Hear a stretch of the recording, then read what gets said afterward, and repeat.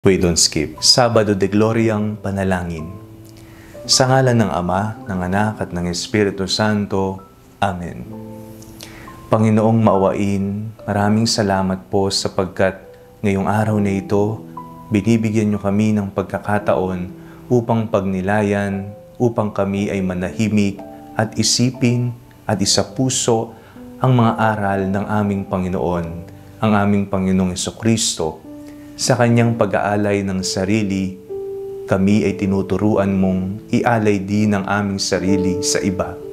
Sa kanyang pagsasakripisyo, natuturuan kami na walang masama kung ibibigay namin lahat para sa iba.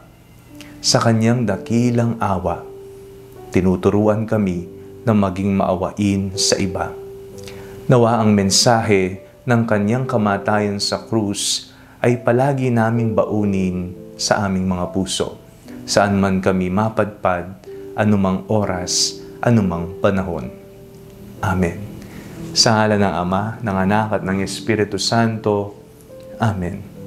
Isang mabiyayang Sabado de Gloria po sa inyong lahat.